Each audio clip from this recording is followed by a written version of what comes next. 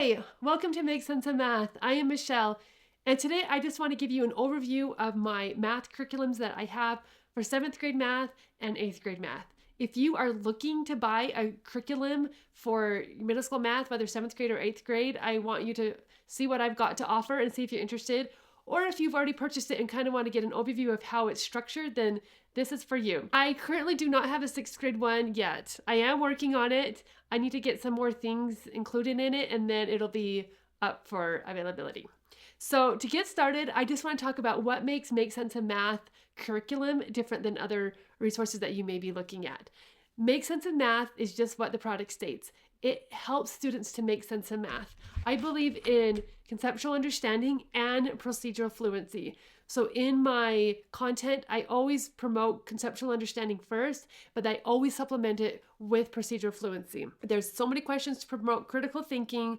I have activities that use higher order thinking skills. It's math that makes sense, approachable for all levels, naturally differentiated through questioning. It gives students opportunity and ideas to make their own connections, in-depth guided notes, and its quality. I am consistently updating my resources and making sure that they are up to par, up to standards. Now, this curriculum is aligned to the Common Core standards.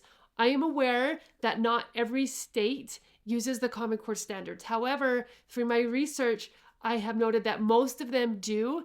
They may, I believe, they don't give a certain guidance. Well, they don't give a certain strict limit of what you can add and subtract, but they say about 15%. They encourage not to change it more than 15% if you've adapted the Common Core standards. So that way, when students move around from state to state, it's easy for them to continue on with their math because it's not a completely different. So if your state is using Common Core, or, maybe they call it, for example, I'm in Utah and we use the Utah state standards, but it's basically Common Core. And through my research, I can't, at least 7th grade and 8th grade, the standards haven't changed. They might've changed a little bit in other grades, but they haven't completely. So I am not saying that this is exactly your state's curriculum. You're going to want to research it, but I am saying that most states, it's very similar. So if your state has a little bit different, you may need to supplement it with something small, but it's probably not too hard. So, but please do your research or ask me. You can feel free to ask me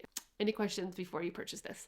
So to get started, I want to show you this guide. This is the 7th grade one. It's called the 7th grade Math Curriculum and Activities Guide.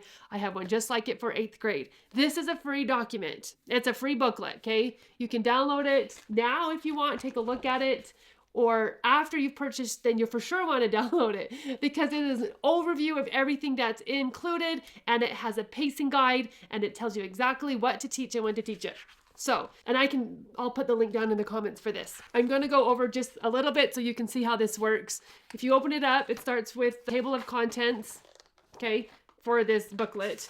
And then it kind of gives you an overview of Make Sense of Math, overview of this booklet. But I'm going to start here.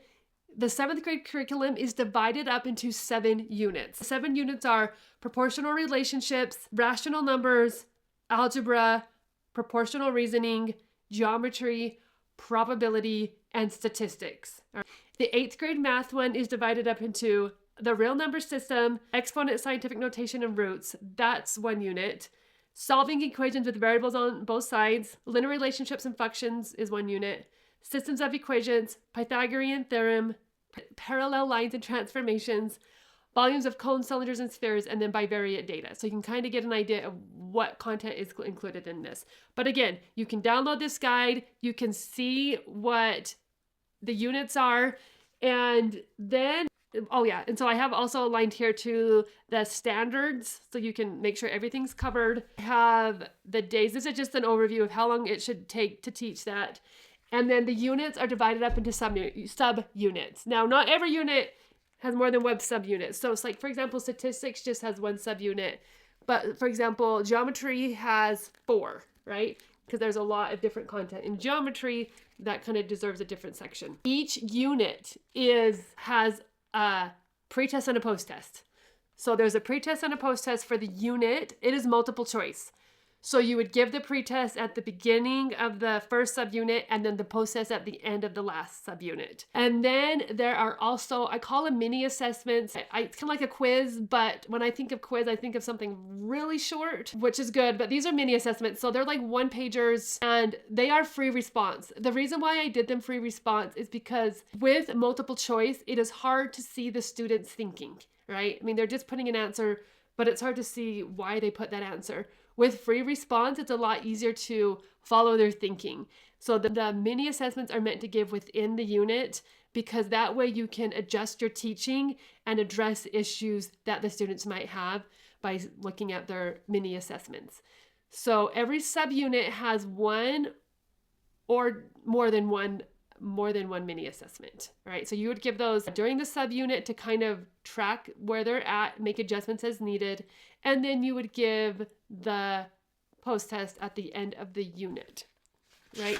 So each subunit, here's a calendar. So for example, this subunit is unit rates. You can see 1, 2, 3, 4, 5, 6 days of teaching / like reviewing, taking assessments. And then I have it for 7 days because I have what is called a flex day. I have flex days incorporated into all of the subunits because I have taught and I know how hard it is to teach to a very strict schedule because you will randomly have assemblies or you will randomly have a fire drill or something that completely interrupts your schedule. Or sometimes you didn't anticipate that the students would need more teaching of a certain topic than you thought, or maybe you went faster than you thought.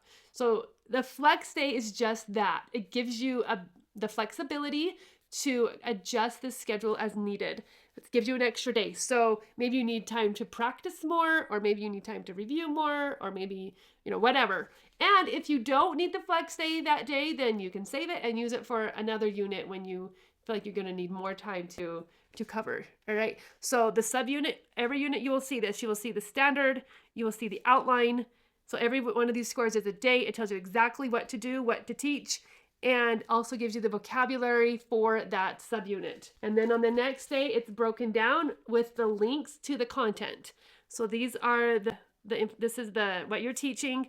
And then if you click on this link, then on the computer, if you click on the link, it will direct you to the Teacher Pay Teachers product where you'll just have to download it and there it is, right?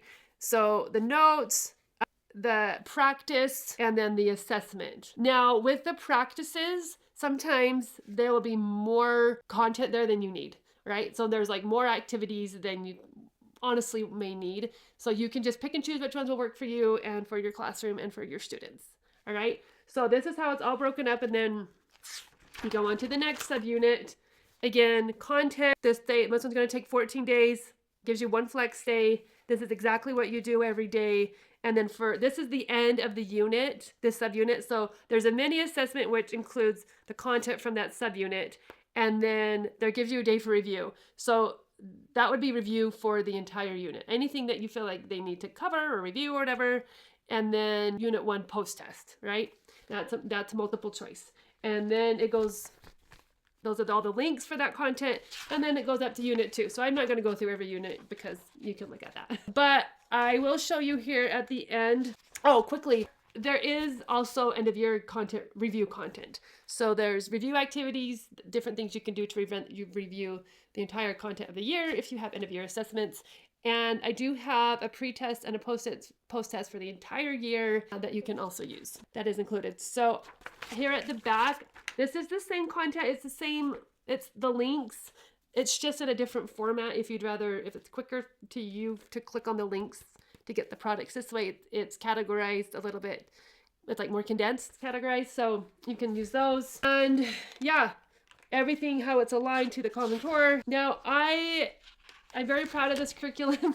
I honestly think it's great. I've had great feedback about it. Let me just show you the notes real quick because this is like the core of the curriculum. There are the notes.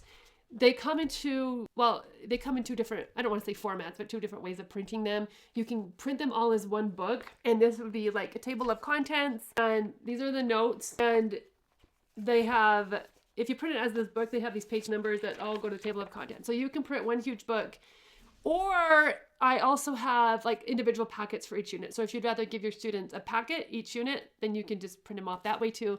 Also have page numbers, but just start at one. They just start at one with every new packet. So that is content for the Make Sense of Math. Now the 8th grade is set up the exact same way. It's just obviously with the 8th grade content. I am looking to add more with the statistics. There are worksheets in there now to practice, but I am looking to add more to that. And so whenever I add new content to the curriculum, it's yours for free if you purchase it, right? It will be added to it. I will set a little note out on I think it's the notifications on, gosh, I don't even know exactly how you get that. I can send out an email and do it that way, but it's just a little notification that the product's been updated. So, you know, I am consistently also updating the products for as far as quality. And anyways, so I am excited. Please let me know if you have any questions or anything that you want to, ask me or comments. Again, this guide, I have an 8th grade one too. They are free. So if you want to download it, take a look at it, then please do. I will put the link down in the comments, and that's it for today. Have a good one.